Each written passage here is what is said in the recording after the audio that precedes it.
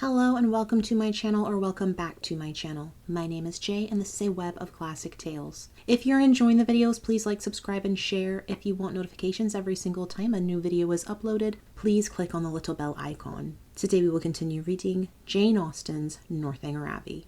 Mr. and Mrs. Allen were sorry to lose their young friend, whose good humor and cheerfulness had made her a valuable companion, and in the promotion of whose enjoyment their own had been gently increased. Her happiness in going with Miss Tilney, however, prevented their wishing it otherwise, and as they were to remain only one more week in Bath themselves, her quitting them now would not long be felt. Mr. Allen attended her to Milsom Street, where she was to breakfast, and saw her seated with the kindest welcome among her new friends. But so great was her agitation in finding herself as one of the family, and so fearful was she of not doing exactly what was right, and of not being able to preserve their good opinion, that, in the embarrassment of the first 5 minutes, she could almost have wished to return with him to Pulteney Street. Miss Tilney's manners and Henry's smile soon did away with some of her unpleasant feelings, but still she was far from being at ease. Nor could the incessant attentions of the General himself entirely reassure her. Nay, perverse as it seemed, she doubted whether she might not have felt less had she been less attended to. His anxiety for her comfort, his continual solicitation that she would eat, and his often expressed fears of her seeing nothing to her taste, though never in her life before had she beheld half such variety on a breakfast table, made it impossible for her to forget for a moment that she was a visitor. She felt utterly unworthy of such respect, and knew not how to reply to it. Her tranquillity was not improved by the General's impatience for the appearance of his eldest son, nor by the displeasure he expressed at his laziness when Captain Tilney at last came down. She was quite pained by the severity of his father's reproof, which seemed disproportionate to the offence, and much was her concern increased when she found herself the principal cause of the lecture, and that his tardiness was chiefly resented from being disrespectful to her. This was placing her in a very uncomfortable situation, and she felt great compassion for Captain Tilney, without being able to hope for his goodwill. He listened to his father in silence, and attempted not any defence, which confirmed her in fearing that the inquietude of his mind, on Isabella's account, might, by keeping him long sleepless, have been the real cause of his rising late. It was the first time of her being decidedly in his company, and she had hoped to be now able to form her opinion of him, but she scarcely heard his voice while his father remained in the room, and even afterwards, so much were his spirits affected, she could distinguish nothing but these words in a whisper to Elinor: "How glad I shall be when you are all off." The bustle of going was not pleasant. The clock struck 10 while the trunks were carrying down, and the General had fixed to be out of Milsom Street by that hour. His greatcoat, instead of being brought for him to put on directly, was spread out in the curricle in which he was to accompany his son. The middle seat of the chaise was not drawn out, though there were 3 people to go in it, and his daughter's maid had so crowded it with parcels that Miss Morland would not have room to sit, and so much was he influenced by his apprehension when he handed her in, that she had some difficulty in saving her own new writing desk from being thrown out into the street. At last, however, the door was closed upon the 3 females, and they set off at the sober pace in which the handsome, highly fed 4 horses of a gentleman usually perform a journey of 30 miles. Such was the distance of Northanger from Bath, to be now divided into 2 equal stages. Catherine's spirits revived as they drove from the door, for with Miss Tilney she felt no restraint, and, with the interest of a road entirely new to her, of an abbey before and a curricle behind, she caught the last view of Bath without any regret, and met with every milestone before she expected it. The tediousness of a 2 hours' wait at Petty France, in which there was nothing to be done but to eat without being hungry, and loiter about without anything to see, next followed, and her admiration of the style in which they travelled, of the fashionable chaise and 4, the postilions handsomely liveried, rising so regularly in their stirrups, and numerous outriders properly mounted, sunk a little under this consequent inconvenience. Had their party been perfectly agreeable, the delay would have been nothing, but General Tilney, though so charming a man, seemed always a check upon his children's spirits, and scarcely anything was said but by himself, the observation of which, with his discontent at whatever the inn afforded, and his angry impatience at the waiters, made Catherine grow every moment more in awe of him, and appeared to lengthen the 2 hours into 4. At last, however, the order of release was given,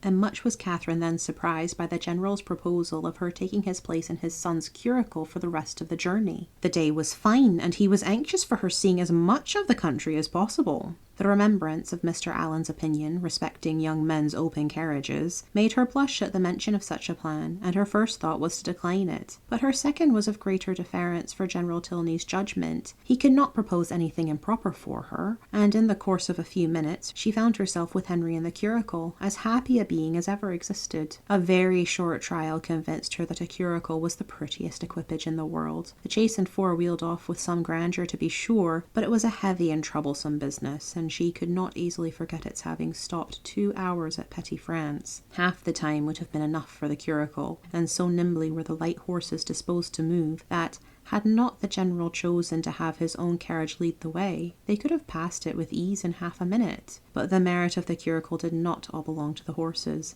Henry drove so well, so quietly, without making any disturbance, without parading to her, or swearing at them, so different from the only gentleman coachman whom it was in her power to compare him with. And then his hat sat so well, and the innumerable capes of his greatcoat looked so becomingly important. To be driven by him, next to being dancing with him, was certainly the greatest happiness in the world. In addition to every other delight, she had now that of listening to her own praise, of being thanked, at least, on his sister's account, for her kindness in thus becoming her visitor, of hearing it ranked as real friendship, and described as creating real gratitude. His sister, he said, was uncomfortably circumstanced. She had no female companion, and in the frequent absence of her father, was sometimes without any companion at all. "But how can that be?" said Catherine. "Are not you with her? Northanger is not more than half my home. I have an establishment at my own house in Woodston, which is nearly 20 miles from my father's, and some of my time is necessarily spent there." "How sorry you must be for that." "I am always sorry to leave Eleanor." "Yes, but besides your affection for her, you must be so fond of the Abbey. After being used to such a home as the Abbey, an ordinary parsonage house must be very disagreeable." He smiled and said, "You have formed a very favourable idea of the Abbey."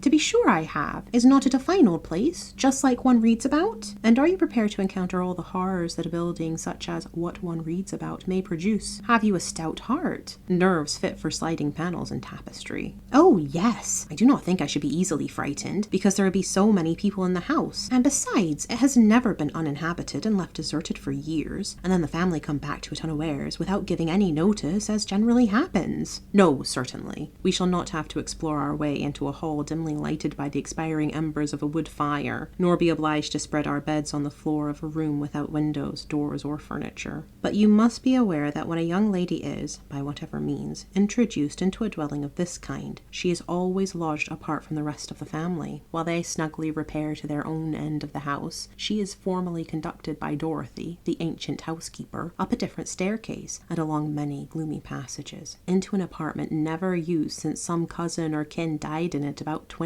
years before. Can you stand such a ceremony as this? Will not your mind misgive you when you find yourself in this gloomy chamber, too lofty and extensive for you, with only the feeble rays of a single lamp to take in its size, its walls hung with tapestry exhibiting figures as large as life, and the bed, of dark green stuff or purple velvet, presenting even a funeral appearance? Will not your heart sink within you? "Oh, but this will not happen to me, I am sure." "How fearfully will you examine the furniture of your apartment, and what will you discern? Not tables, toilets, wardrobes, or drawers, but on one side perhaps the remains of a broken lute, on the other a ponderous chest which no efforts can open, and over the fireplace the portrait of some handsome warrior, whose features will so incomprehensibly strike you that you will not be able to withdraw your eyes from it. Dorothy, meanwhile, no less struck by your appearance, gazes on you in great agitation, and drops a few unintelligible hints, to raise your spirits. Moreover, she gives you reason to suppose that the part of the Abbey you inhabit is undoubtedly haunted, and informs you that you will not have a single domestic within call. With this parting cordial she curtsies off. You listen to the sound of her receding footsteps as long as the last echo can reach you, and when, with fainting spirits, you attempt to fasten your door, you discover, with increased alarm,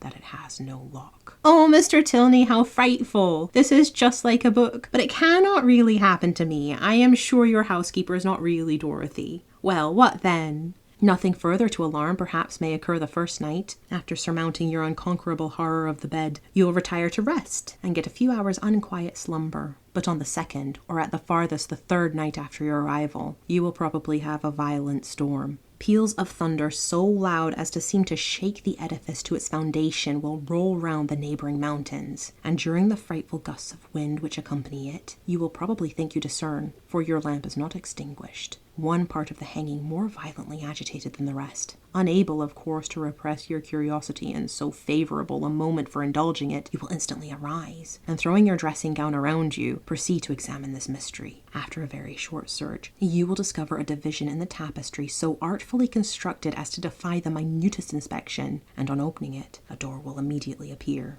Which door, being only secured by massy bars and a padlock, you will, after a few efforts, succeed in opening. And with your lamp in your hand, you will pass through it into a small vaulted room. No, indeed, I should be too much frightened to do any such thing. What? Not when Dorothy has given you to understand that there is a secret subterraneous communication between your apartment and the chapel of St. Anthony, scarcely 2 miles off. Could you shrink from so simple an adventure? No, you will proceed into this small vaulted room, and through this into several others, without perceiving anything very remarkable in either. In one, perhaps, there may be a dagger, in another a few drops of blood, and in the third the remains of some instrument of torture. But there being nothing in all this out of the common way, and your lamp being nearly exhausted, you will return towards your own apartment. In repassing through the small vaulted room, however, your eyes will be attracted towards a large, old-fashioned cabinet of ebony and gold, which, though narrowly examining the furniture before, you had passed unnoticed. Impelled by an irresistible presentiment, you will eagerly advance to it, unlock its folding doors, and search into every drawer,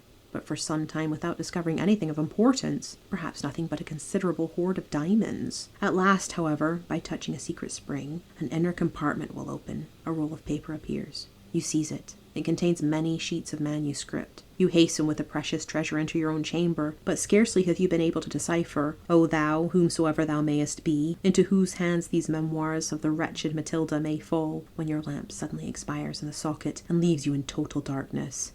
Oh, no, do not say so. Well, go on. But Henry was too much amused by the interest he had raised to be able to carry it farther. He could no longer command solemnity either of subject or voice, and was obliged to entreat her to use her own fancy in the perusal of Matilda's woes. Catherine, recollecting herself, grew ashamed of her eagerness, and began earnestly to assure him that her attention had been fixed without the smallest apprehension of really meeting with what he had related. Miss Tilney, she was sure, would never put her into such a chamber as he had described. She was not at all afraid. As they drew near the end of their journey, her impatience for a sight of the Abbey, for some time suspended by his conversation on subjects very different, returned in full force, and every bend in the road was expected with solemn awe to afford a glimpse of its massy walls of grey stone, rising amidst a grove of ancient oaks, with the last beam of the sun playing in beautiful splendour on its high Gothic windows. But so low did the building stand, that she found herself passing through the great gates of the lodge into the very grounds of Northanger without having discerned even an antique chimney. She knew not that she had any right to be surprised, but there was a something in this mode of approach which she certainly had not expected. To pass between lodges of a modern appearance, to find herself with such ease in the very precincts of the Abbey, and driven so rapidly along a smooth, level road of fine gravel, without obstacle, alarm, or solemnity of any kind, struck her as odd and inconsistent. She was not long at leisure, however, for such considerations. A sudden scud of rain, driving full in her face, made it impossible for her to observe anything further, and fixed all her thoughts on the welfare of her new straw bonnet, and she was actually under the Abbey walls, was springing with Henry's assistance from the carriage, was beneath the shelter of the old porch, and had even passed into the hall where her friend and the general were waiting to welcome her, without feeling one awful foreboding of future misery to herself, or one moment's suspicion of any past scene of horror being acted within the solemn edifice. The breeze had not seemed to waft the sighs of the murdered to her. It had wafted nothing worse than a thick mizzling rain, and having given a good shake to her habit, she was ready to be shown into the common drawing-room, and capable of considering where she was. An abbey.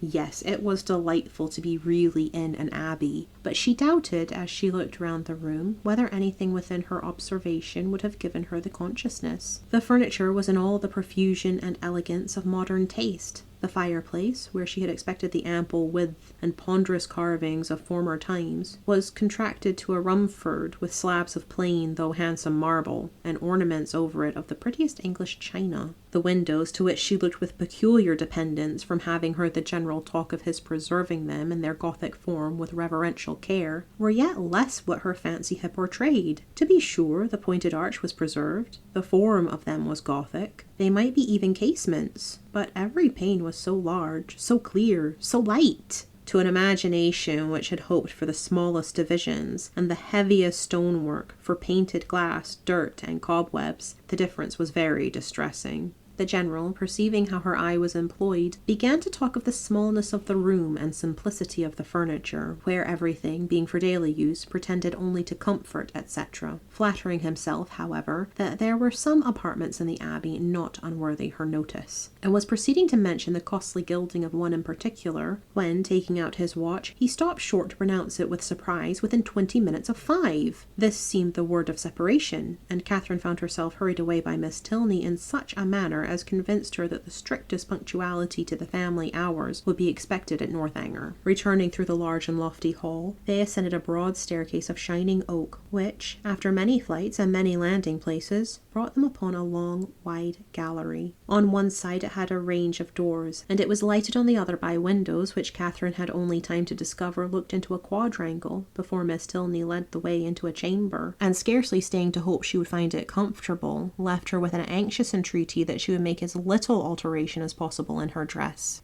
Thank you for listening. This has been Jane Austen's Northanger Abbey, Chapter 20. I've been Jay. This has been a web of classic tales. Please like, subscribe, and share. Click the bell icon for notifications. I hope you're having a fantastic day. Have a nice life, and I'll see you next time.